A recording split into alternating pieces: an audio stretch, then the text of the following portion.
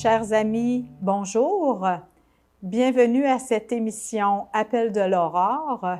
Pour cette dernière de la saison, j'ai invité pour vous un ami, André Raymond, pour traiter avec nous d'un sujet qui nous mettra en alerte, j'espère, je l'espère, la beauté.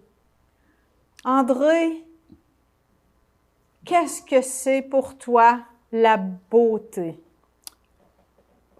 La beauté, comme je pourrais dire, il y a autant de définitions de la beauté qu'il y a de personnes qui la détectent. Que ce soit à cause des coutumes, à cause de la culture, à cause du voisinage, à cause du milieu dans lequel on vit, des parents qu'on a, la beauté a une couleur différente. Est-ce qu'il y en a qui ne sont pas capables d'apprécier la beauté, selon toi? C'est à la portée de tout le monde, la beauté. Il faut accepter de s'en nourrir. Puis, assez souvent, on va trouver la beauté à travers quelque chose qui semblait nous agacer. Ça peut commencer par ça, de toutes sortes de façons. Dans tous les événements de notre vie, il se cache des pépites d'or de beauté. C'est à nous de les extraire. Ah bon? Mais là, André, es-tu en train de me dire que si j'ai un accident de voiture, que si le ciel me tombe sur la terre, que si on m'annonce que j'ai le cancer, je peux trouver quelque chose de beau? Oui, on peut trouver quelque chose de beau, même dans ces choses-là, parce que, comme je disais tantôt, là... Ce sont des surprises. Ce sont des surprises, c'est ça. Si on fait preuve d'ouverture d'esprit, si... il y a un mot qui existe qu'on appelle l'abandon, qu'on a mal défini. On dit abandon, c'est être lâche. Non, non. L'abandon, ça veut dire d'arrêter de vouloir quelque chose qu'on n'a pas pour plutôt regarder ce qu'on a, ce qui nous reste. Les pépites d'or se trouvent là-dedans. Ah bon? Ce qui reste, ça peut être une pépite d'or? Ce qui reste, c'est sûr qu'on l'a. Mais ce qu'on regrette, c'est de valeur, mais c'est parti. Ça ne reviendra pas. Est-ce qu'on peut trouver de la beauté dans la guerre? Dans la guerre, la beauté qu'on peut trouver, c'est notre goût de survivre. Notre goût d'aider les gens qui ont de la misère avec ça. Ça éveille la solidarité. Ça éveille la solidarité, oui, qu'on ne se soupçonnait peut-être même pas. Très beau. Oui. Ce qui m'a donné l'intuition, André, de t'inviter pour parler de la beauté, c'est qu'à tout hasard, on s'est rencontrés, puis tu m'as parlé de poésie. Oui. Tu aimes écrire de la poésie. Oui. Tu le fais parce que par amitié, par bonheur. Tu aimes jongler avec les mots? Par plaisir. Comment ça t'est venu? J'aime marier les mots parce que ça donne de la beauté. Les petits de ce mariage-là, c'est de la beauté. Et si tu veux, je peux te lire. Tu peux lire un poème que tu as écrit? Oui, à partir des mots que tu m'as proposés. C'est un exercice que tu fais pour les gens de la Maison Marie-Pagé, d'ailleurs. Hein? C'est comme ça que t'es venu cette intuition-là de faire des poèmes, de créer de la beauté. Oui, mais j'ai toujours aimé faire des poèmes. Puis là, j'ai le plaisir de faire des poèmes, non seulement pour moi, mais pour les gens que j'aime. Ça s'intitule « Quand la beauté pleut ». Ah, le fin plaisir que nous offre le parapluie, par la douce ritournelle que son eau nous bruit. Il nous place à l'abri du quotidien carnaval pour mieux éviter à la joie une visite à l'hôpital. Cette fraîche beauté inonde notre courage à offrir un doux sourire au tableau de nuages. Ainsi, de nos souvenirs, l'on redore l'armoire pour mieux s'inviter à apprécier notre image en miroir. Ce frais regard de la beauté se fait chanteur pour repousser à la porte l'ego menteur. Oh. Être soi-même tatoue au cœur une étoile qui vers la vraie liberté nous guide nos voiles et nous fait fort d'accueillir même le pire avec un soupir qui saura se faire rire. Wow! Félicitations, bravo, monsieur le poète. Avec 7 paires de mots choisis au hasard, tu as composé ce poème pour notre plus grand plaisir. On me fournit les rimes et je fais le reste. Ça t'amuse? Ça m'amuse beaucoup, puis je réalise de plus en plus que la personne pour qui je le fais se reconnaît un petit peu dans le poème. Pour là, c'était la beauté. Oui. Tu as voulu mettre en évidence l'importance de la beauté. Oui, merci. Oui. Comment découvrir, André, la beauté un peu partout? Où est la beauté dans notre monde aujourd'hui? Quand on parlait à un moment donné de définition de la beauté, puis qu'il y en a 1 million, moi la mienne, ma définition, je la trouve de cette façon aussi, je me dis que tout porteur d'émotions comme la beauté, l'amitié, la sérénité, a la possibilité de passer par nos 3 canaux d'information. 3? Oui, les sens, oui, l'esprit et l'âme. L'âme? On va prendre un exemple. OK, je me promène dans un champ, puis il y a une fleur qui attire mon attention. Je m'arrête, je la regarde, puis si j'ai pas de curiosité, je vais passer mon chemin. Ce qui veut dire que ça va être un simple coup d'œil que je vais avoir donné. Et à ce moment-là, la beauté, c'est une beauté de court terme. Et la définition, elle va être minimale.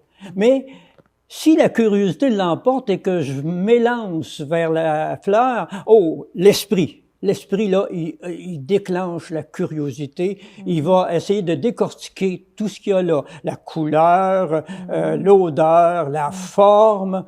Puis, s'il y en a assez, il va s'arrêter là. Sauf que la définition, elle va être enrichie, puis ça va être considéré comme une mémoire d'intérêt.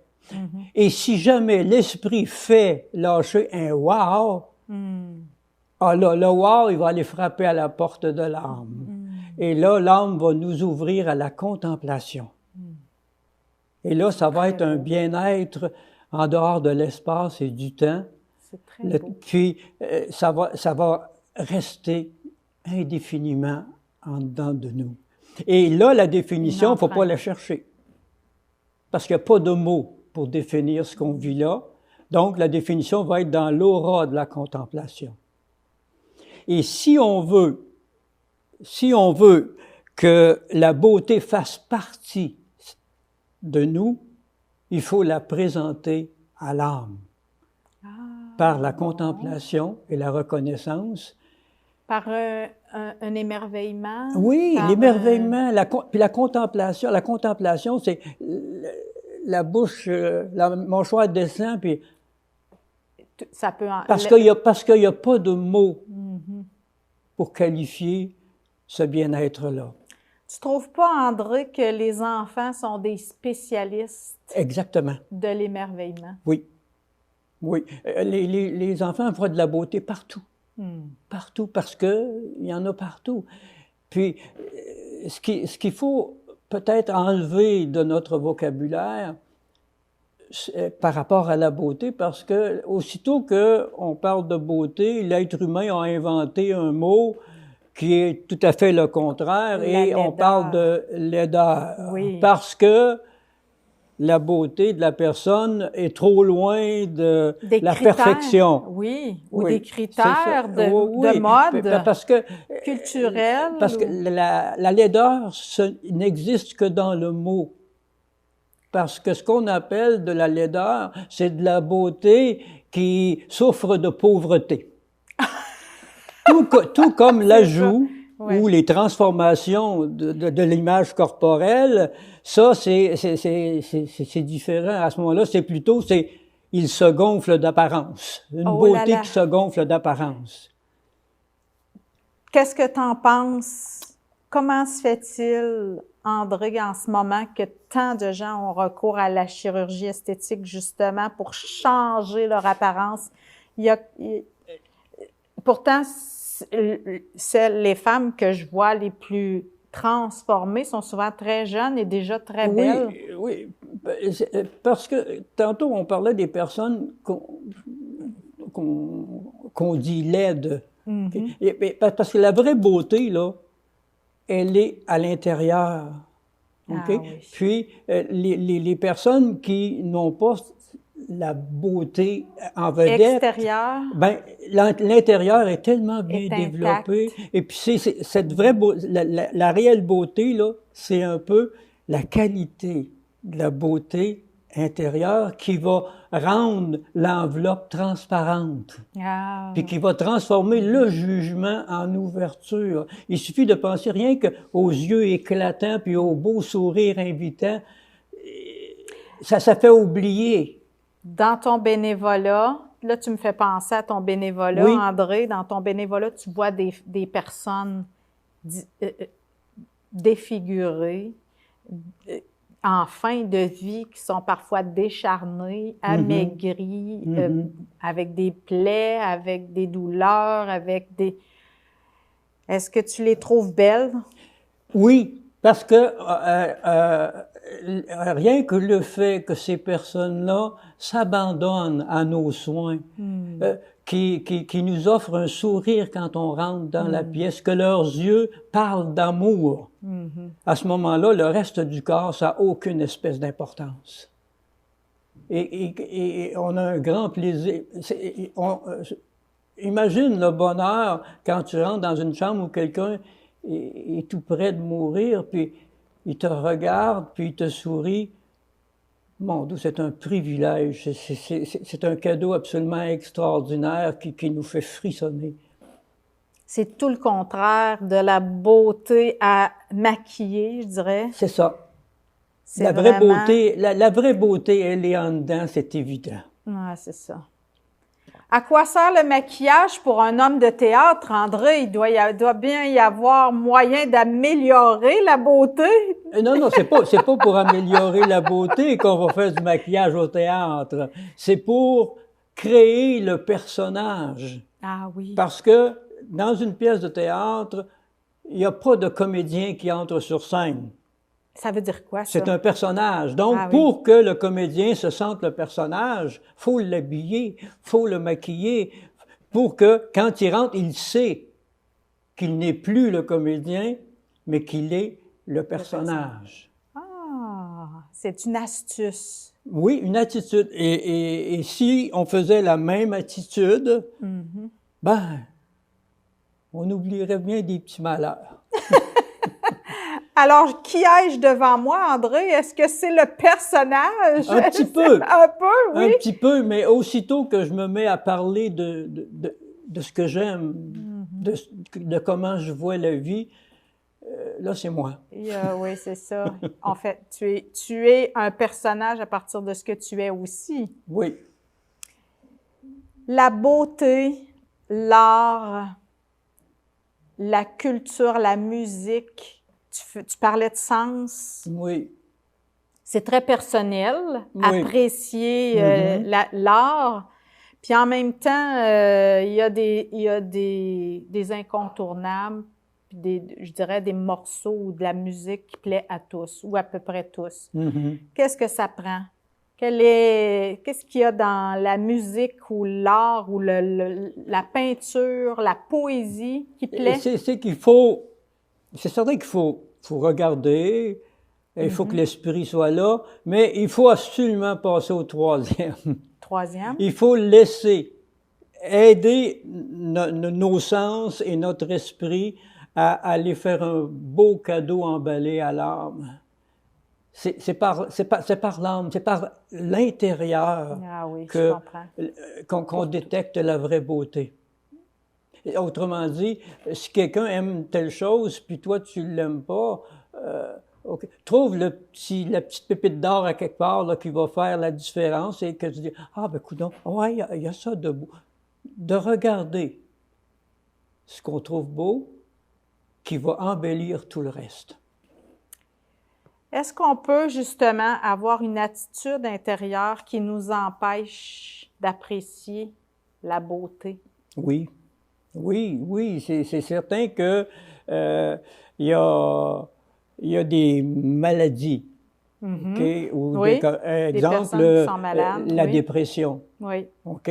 tout devient noir. Oui, oui, c'est ça. Ben pour moi, Un peu chagrin aussi. Oui, c'est ça. Il faut, à ce moment-là, il faut essayer de se trouver des trucs, devenir un personnage qui va le faire, puis éventuellement, si ça ne se corrige pas, ben la médication existe et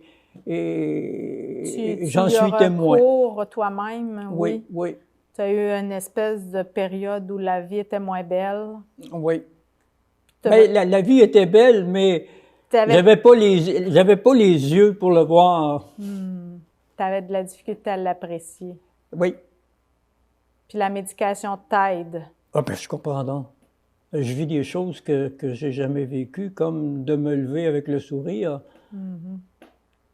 Je pensais que c'était la retraite qui t'avait fait cet effet-là, André. Compostelle m'a aidé pas mal. Ah oui, marcher. Oui. Puis le jour où durant la pandémie, mes trucs, ils marchaient plus du tout. C'était plus difficile encore. Ma grande fille m'a aidé à accepter que j'avais besoin de médication. Tu sentais qu'il y avait une espèce de noirceur, de ça, je savais, peine. Ça, je savais. C'est ma fille qu'on jasait, puis à un moment donné, elle a fait une parenthèse qui avait rien à voir avec ce qu'on disait. Elle dit, tu sais, on est tellement bien. Elle a fermé la parenthèse. Et quelques jours après, je suis allé voir le médecin. Ça a été pour toi... Ça a été le signal. Le signal d'un déclic. Le signal, elle m'a dit ça complètement en dehors de la conversation. Toi, t'avais pas l'impression d'être bien? J'étais pas bien. T'étais pas bien? Non. Non, puis on fait semblant, puis même faire semblant, c'était pas... C'était plus suffisant. Oui, puis maintenant, quand je parle de beauté, là, c'est du bonheur. Qu'est-ce que ça aurait été à ce moment-là? Hein? Ça aurait été quoi à ce moment-là, parler de beauté? Ça aurait été plus théorique? J'aurais plus dit des choses que tout le monde connaît. Ah oui, là tu incarnes. Là, je les vis. Là. Ah oui, tu les vis. Oh, oui. André, est-ce qu'on peut apprécier la beauté si on n'est pas bien ancré dans le moment présent? Le moment présent, oui. Il est important comment? Dans l'appréciation de la beauté. Oui, puis la meilleure façon d'être dans le moment présent, c'est d'aller en nature. Ah oui. Oui, parce que les plantes, les animaux qui sont en nature, ils sont toujours dans le présent. Puis moi, j'ai une vénération pour les plantes vertes, pour les arbres, parce que ils sont d'une générosité incroyable, couleurs, odeurs, fruits, puis en plus la photosynthèse. La photosynthèse, ils prennent le CO2 qu'on leur envoie avec le soleil, ils fabriquent de l'énergie. Puis non seulement ils fabriquent l'énergie en canne, mais ils nous ouvrent l'ouvre-boîte avec l'oxygène. Juste d'y penser, c'est merveilleux. Oui, ça tire l'émerveillement. Oui, et puis tous les deux, on se disait qu'on parlait aux arbres. Oui, c'est agréable de parler aux arbres. Ne révèle pas tous mes secrets, André! C'est sûr. Oui, parce qu'on leur fait des confidences. Et ils sont toujours dans le moment présent, donc ils nous écoutent. Ils nous écoutent, puis ils répéteront pas. Non, ils répéteront pas, puis on écoute le feuillage, puis on a l'impression qu'ils nous répondent. Parlant d'écoute, oui. Le silence. Ah oui. Le silence... Comment il peut nous aider à apprécier? Oui. Le silence, c'est lorsqu'on se retrouve devant quelque chose d'absolument extraordinaire, qui est beau, qui nous fascine, c'est le temps d'être dans le silence. Parce que nos cellules, dans nous autres, nos quelques centaines de milliards de cellules, tout ce qu'elles savent de l'extérieur, c'est ce qu'on leur dit. Et lorsqu'on se retrouve en silence... C'est comme si on imprimait. C'est comme si on cueillait l'empreinte. C'est comme si on les écoutait travailler pour nous autres, parce qu'ils travaillent continuellement, puis on n'a même pas besoin de leur demander. On a une machine absolument extraordinaire. Puis une des plus belles beautés, c'est justement dans l'infiniment petit et l'infiniment grand. Quand moi, je me dis que aussitôt que le spermatozoïde entre dans l'ovule et qu'ils unissent leur noyau, ça commence à croître. Une seule cellule qui va devenir tout un nous corps. autres au complet. Des cellules qui vont changer de forme pour faire chacun des organes, pour faire le système nerveux. Et ça se fait tout seul. C'est dans le code génétique. Les chromosomes avec les gènes. Puis ça, à partir de seulement 4 bases. La guanine, la thymine, la cytosine. Et tu as bien fait tes devoirs, puis monsieur le toutes professeur. ces choses-là sont réunies dans des positions différentes, puis les cellules sont capables de décoder ces choses-là et faire le travail qu'ils doivent faire pour construire un être humain au complet. Et que, comme moi, ma machine, ça fait 26 777 matins Oh là là, t'as compté ça? qu'elle se réveille en même temps que moi. Je suis en admiration devant... 26 777 jours où elle me donne la liberté de faire tout ce que je veux. Et il faut avoir de la reconnaissance pour notre mécanique. Il faut la chouchouter. Comment tu fais ça, chouchouter ta mécanique, André? Ben, de dire que je l'aime, puis que je les remercie, puis dire à mes cellules, « Hey, imaginez le bonheur qu'on vient d'avoir. On a passé à la TV toute la gang. » André, tu nous as préparé un mot de la fin, si on veut, une prière. Oui, c'est une prière que je fais depuis que je suis médicamenté. C'est un poème de Victor Hugo dans lequel j'ai inséré une prière de saint François d'Assise. Et ça va comme suit. On t'écoute. L'heureux homme que je suis, occupé à l'éternel destin, tel le voyageur qui part de grand matin, je me réveille, l'esprit plein de rêverie. Et dès l'aube du jour, je me mets à lire et je prie. Reçois, Seigneur, l'offrande de ma liberté. Reçois ma mémoire, mon intelligence, ma volonté. Tout ce que j'ai, tout ce que je suis, c'est toi qui me l'as donné. Je te le rends, afin que tu puisses en disposer selon ton bon plaisir. Donne-moi ta grâce, donne-moi ton amour. Je suis assez riche et je ne demande rien de plus. Amen. Puis, à mesure que je lis, le jour vient doucement et se fait dans mon âme ainsi qu'au firmament. Je vois distinctement dans cette lueur blême des choses dans ma chambre et d'autres en moi-même. Tout dans ma maison d'or. Je suis seul, oh, je le crois. Cependant, fermant leurs lèvres de leurs doigts, derrière moi, tandis que l'extase m'enivre, mes 2 anges souriants se penchent sur mon livre. Et mes 2 anges souriants, c'est mon père et ma mère. Ils sont avec toi. C'est ma prière du matin. Très beau. Très beau. Merci de mettre de la beauté dans cette émission par tes mots. André, certaines personnes n'ont plus de mots, sont dépouillées. Est-ce qu'elles peuvent encore espérer être belles? Comment faire pour trouver de la beauté? Simplement à m'offrir des mots, puis je vais leur en faire. Puis le sourire, hein? Oui, C'est déjà, même si on est très vulnérable, même si on a moins de santé, un sourire... Et je me fais un devoir quand je me promène sur la rue. Tous les gens que je rencontre, je les regarde, je leur souris, je leur dis bonjour. Puis ce que je reçois, c'est « wow ».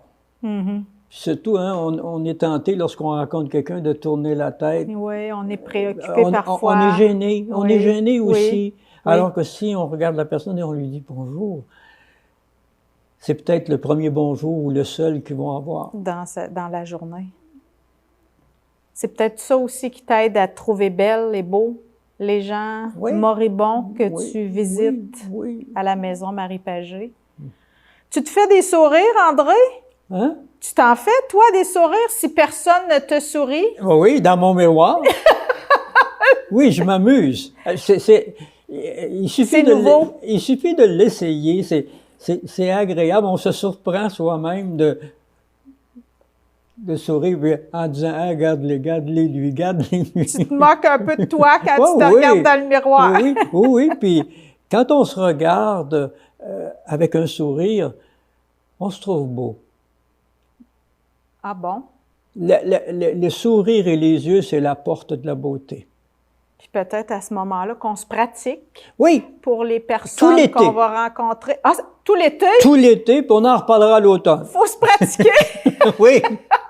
Se pratiquer à sourire. C'est l'esprit de l'enseignant là, qui donne des devoirs. Oui. Ah bon, on est en devoir, mes amis. Oui. Alors, le prof André nous envoie faire nos devoirs cet été. Il nous envoie sourire dans son miroir. Puis ensuite, répandre ce beau sourire puis, sur la rue. Prendre des notes si on trouve ça agréable. C'est ce qu'on a découvert aussi. C'est déjà la fin, André. Tu nous donnes ce beau devoir de se sourire et de faire sourire. Merci. Espérons que cette émission vous a fait sourire. On se dit à l'automne prochain. Au revoir. Nous sommes tous beaux. Merci, André.